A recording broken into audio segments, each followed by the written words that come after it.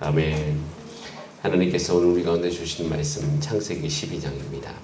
창세기 12장 말씀 한 목소리로 합독하시겠습니다.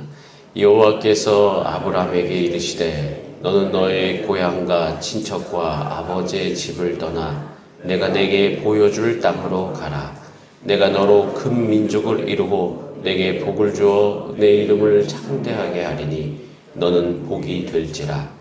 너를 축복하는 자에게는 내가 복을 내리고 너를 저주하는 자에게는 내가 저주하리니 땅의 모든 족속이 너로 말미암아 복을 얻을 것이라 하신지라. 이에 아브라함이 여호와의 말씀을 따라갔고 롯도 그와 함께 갔으며 아브라함이 하란을 떠날 때 75세였더라. 아브라함이 그의 아내 사레와 조카 롯과 하란에서 모든 소유와 얻은 사람들을 이끌고 가나안 땅으로 가려고 떠나서 마침내 가나안 땅에 들어갔더라.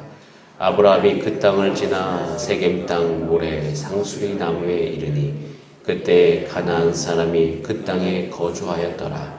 여호와께서 아브라함에게 나타나 이르시되 내가 이 땅을 네 자손에게 주리라 하신지라. 자기에게 나타나신 여호와께 그가 그곳에서 제단을 쌓고 거기서 베델 동쪽 산으로 옮겨 장막을 치니 서쪽은 베델이요 동쪽은 아이라. 그가 그곳에서 여호와께 제단을 쌓고 여호와의 이름을 부르더니 점점 남방으로 옮겨갔더라. 그 땅에 기근이 들었으므로 아브라함이 애굽에 거류하려고 그리로 내려갔으니 이는 그 땅에 기근이 심하였습니다. 그가 애굽에 가까이 이르렀을 때 그의 아내 사라에게 말하되 내가 알기에 그대는 아리따운 여인이라. 애굽 사람이 그대를 볼 때에 이르기를 이는 그의 아니라 하여 나는 죽이고 그대는 살리리니 원하건대 그대는 나의 누이라 하라. 그러면 내가 그대로 말미암아 안전하고 내 목숨이 그대로 말미암아 보존되리라 하니라. 아브라함이 애굽에 이르렀을 때 애굽 사람들이 그 여인이 심히 아름다움을 보았고 바로의 고관들도 그를 보고 바로 앞에서 칭찬하므로 그 여인을 바로의 궁으로 이끌어 들인지라.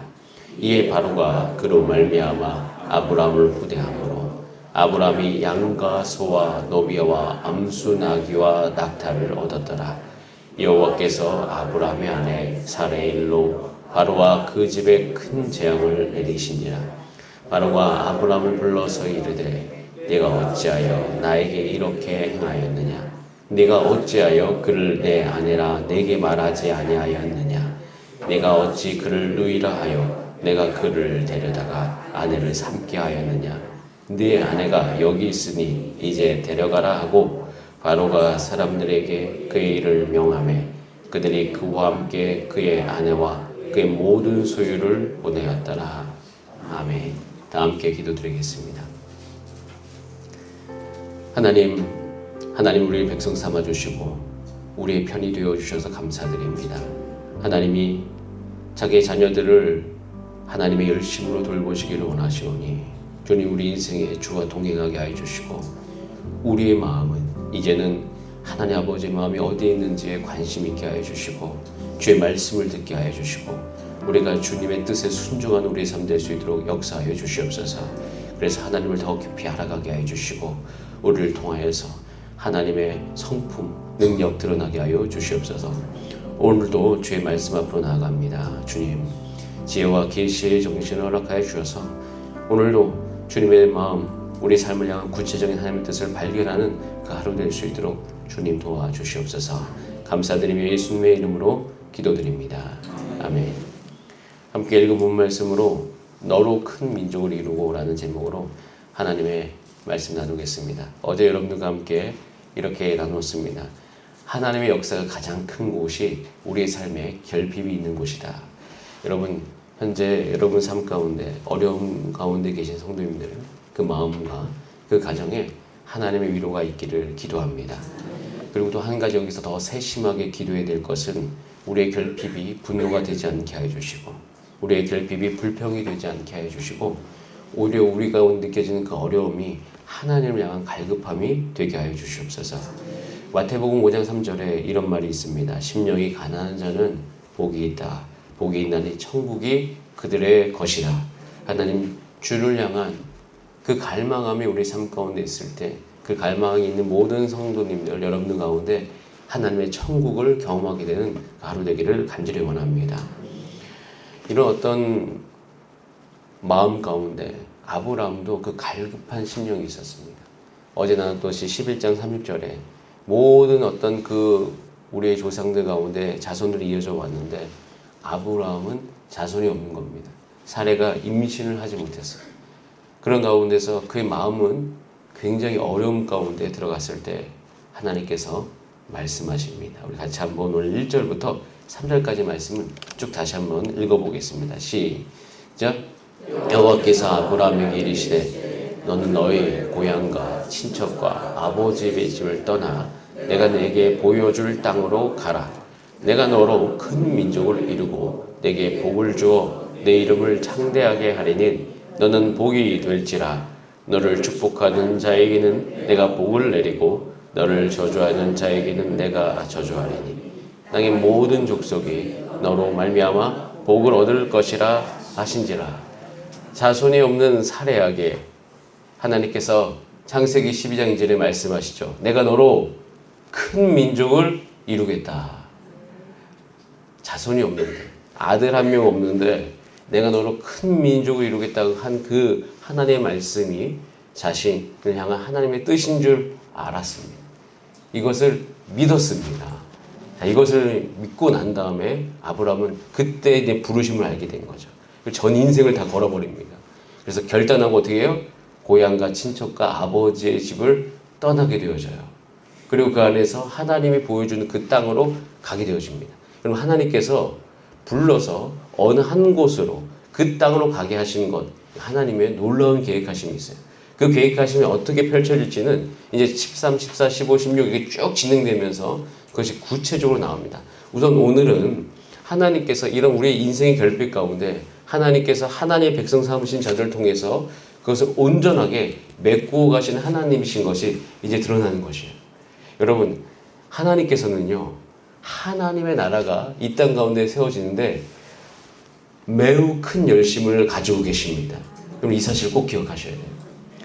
하나님께서 왜 내 삶 가운데 복을 주셔야만 되는가?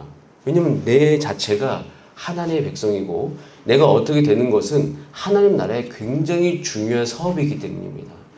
하나님께서 우리를 망하게 할 수 없는 이유가 뭐냐면 하나님이 우리 기업의 주인이시기 때문이에요.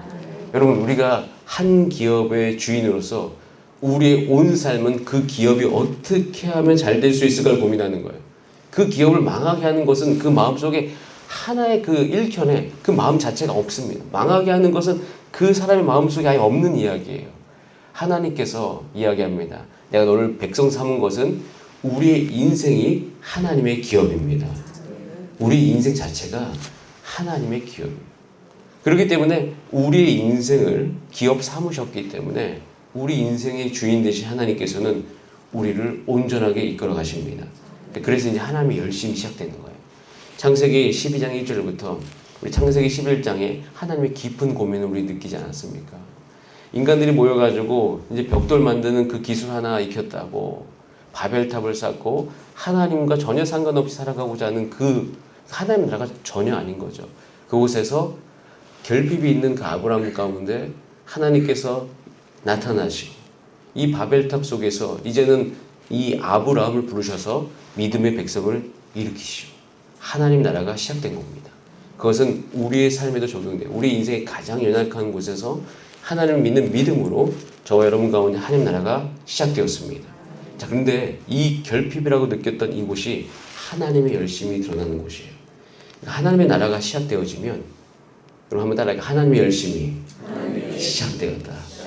근데 이 하나님의 열심이라는 단어를 너무 좋아합니다. 왜냐하면 내 삶의 결핍은 내가 하나님을 의지함으로 내 인생을 향한 하나님의 열심 가운데 그 결핍들이 메꾸어져 가기 때문인 것이에요. 근데 그것이 너무 좋습니다.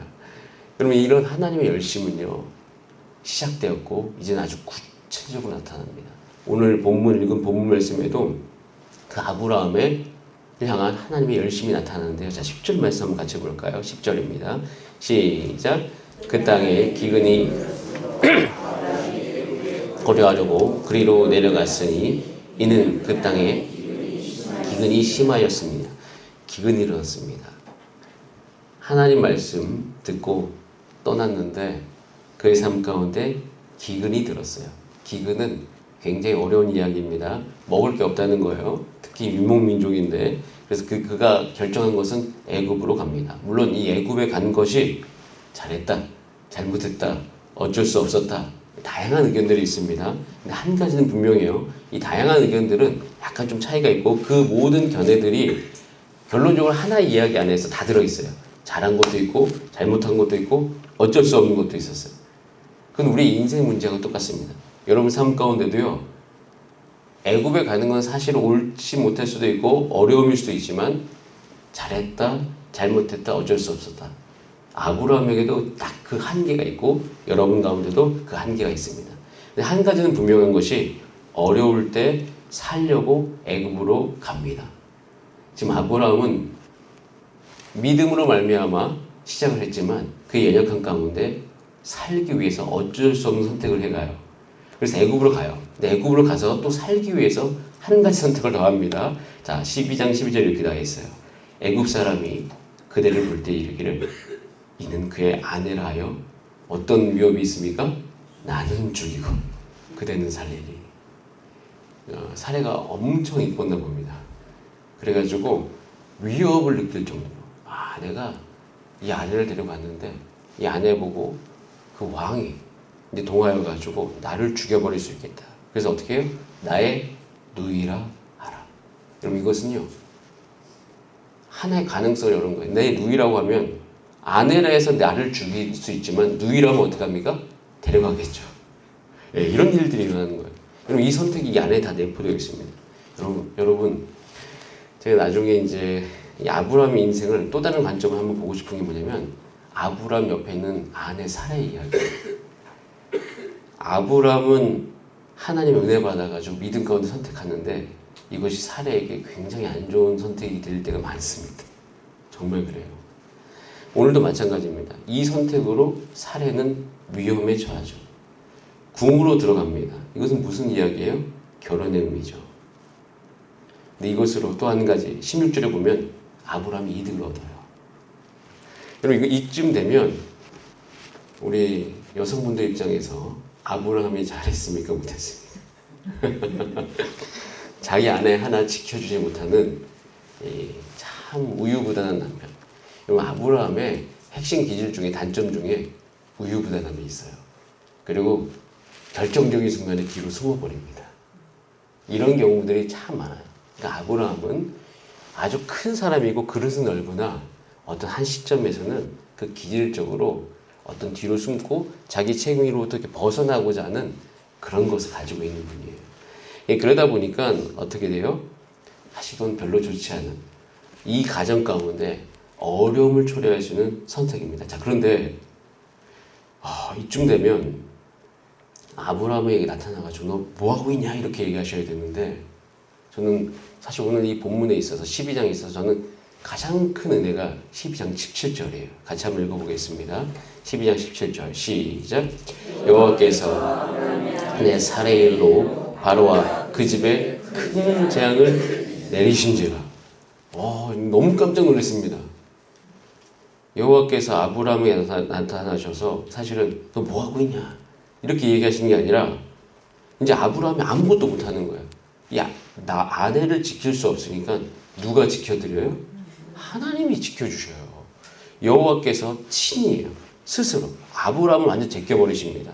제껴버리시고 여호와께서 아브라함의 아내 사레일로 바로 일을 처리하시는데 바로가 그 집으로 가셔서 재앙을 내려버리셔요. 이것 때문에 아브라함이 아무것도 안 했는데 바로가 깨달아 버립니다. 그래서 18절에 이렇게 얘기죠. 바로가 아브라함을 불러요. 야, 네가 어찌하여 나에게 이렇게 행하였느냐? 네가 어찌하여 아내라고 말하지 않았냐? 큰일 날 뻔했다는 거잖아요. 내가 완전히 망할 뻔했다. 이런 상황 가운데 어떻게 해요? 더 큰 이제 소유를 얻어가지고 아브라함이 그것을 떠난다. 그럼 이것을 우리가 어떻게 해석을 해야 될까요? 여러 가지가 있을 수 있지만 저는 한 문장으로 정리가 됩니다. 여러분 이것을 같이 여러분의 삶을 향한 하나님 아버지의 마음이기도 하니까 같이 따라해 볼까요? 하나님은 완전히 아브라함의 편이다. 아브라함의 편인 거예요. 완전히. 이것은 뭐 상황 판단하는 것도 아니고 뭐 네가 옳고 그름을 따지는 것도 아니고 그냥 편을 들어주신 거잖아요. 저는 이것을 놓고 너무 놀랐습니다. 믿음을 위해서 자신의 결핍 가운데 부르심을 따라갔던 아브라함, 하나님의 말씀 따라갔던 아브라함. 놀라운 것은 하나님께서 이때 아브라함을 온전하게 도와주셔요. 미성숙함의 문제가 있음에도 불구하고 도우십니다. 미성숙함이 있음에도 불구하고 전적으로 도우셔요. 제가 이것을 놓고 보면 로마서 8장 37절이 생각나요. 그러나 이 모든 일이라는 것은 굉장히 어려움을 느끼게 하는 굉장히 어려운 일들이 그 모든 일에 우리를 사랑하시는 이로 말미암아 우리가 넉넉히 이기느니라. 내가 확신하노니 사망, 생명, 천사들, 권세자들, 현재일이나 장래일이나 능력이나 높음이나 깊음이나 다른 어떤 피조물이라도 우리를 우리 주 그리스도 예수 안에 있는 하나님의 사랑에서 끊을 수 없으리라. 그러면서 이제는 이 아브라함이 거부가 될 수 있는 미천을 여기서부터 얻어가지고 나옵니다. 창세기 12장 20절이 이렇게 되어 있어요. 바로가 사람들에게 그의 일을 명하여, 그러니까 자기 밑에 사람들에게 명하여서 그들이 그와 함께 그의 아내만 중요한 게 아니에요. 그의 모든 소유를 어떻게 보내었어요. 여러분 놀라운 하나님의 열심입니다. 여러분 여기서 한 가지 우리가 우리 삶을 바라봐야 될 것이 있습니다. 우리 삶의 결핍 가운데 믿음을 시작하잖아요. 여러분 한 사람이 성장하는 과정에는 두 그룹이 필요합니다. 한쪽은요 지원 그룹이 필요해요. 지원 그룹이라는 것은 이 사람이 어떠함에도 불구하고 계속 지원해 주는 거예요. 우리 인생에는 태어나자마자 지원 그룹이 있죠. 부모님과 같은 분입니다. 어머니 아버지는 이 자녀가 뭔 짓을 해도 다 서포트를 해주는 거예요. 우리가 성숙하기 위해서는 지원 그룹이 필요합니다. 또 한 그룹은 뭐냐면 프로세스하는 그룹이에요. 내가 잘못했는지 온전했는지. 즉 다른 말로 얘기하면 아이들이 어느 정도 자라면 어느 일정한 그 애착관계 시간이 지나면 훈육을 하기 시작하잖아요. 온전하게 성숙하려면 지원하고 훈육하는 이 과정이 한 사람의 성숙에는 필연적으로 필요합니다. 여러분 믿음의 백성들이 믿음이 시작하잖아요. 믿음이 연약하잖아요. 이 연약한 이 믿음의 사람들 가운데 하나님께서 지원 그룹이 되어주시는 거예요. 그럼 13장을 딱 놓고 보면 믿음으로 가는 나의 인생에는 이 아브라함에게 하나님께서 행해 주셨듯이 내 인생에 든든한 지원 그룹이 생겼구나. 이것을 오늘 이 새벽에 깨닫는 여러분 되시길 바랍니다.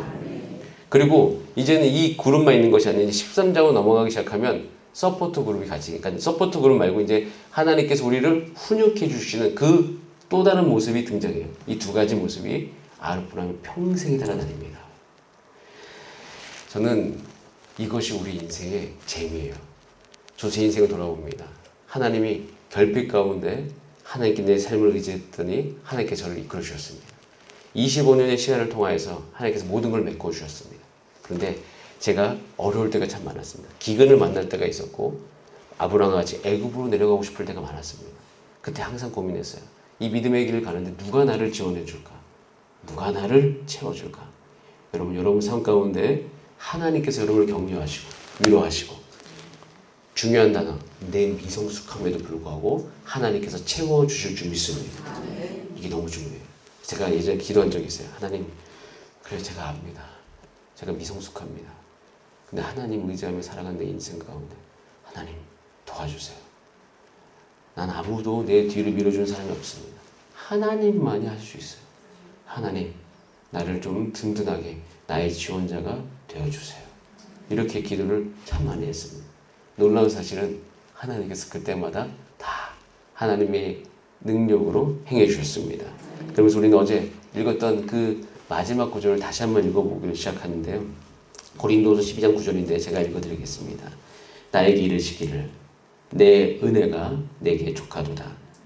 이는 내 능력이 약한 되어져서 온전하여짐이라 하신지라. 그러므로 도리어 크게 기뻐함으로 나의 여러 약한 것들에 대하여 자랑하리니 이는 그리스도의 능력이 내게 머물게 하려 함이라. 믿음의 목적은요, 그리스도의 능력이 내게 머무는 거죠. 믿음의 과정도 마찬가지예요. 믿음의 과정도 그리스도의 능력이 우리 가운데 머물게 되는 것이에요. 여러분, 그래서 하나님께서 저와 여러분, 그 다음에 우리 모든 교회 안에 하나님께서 믿음의 여정을 겪게 하셨습니다.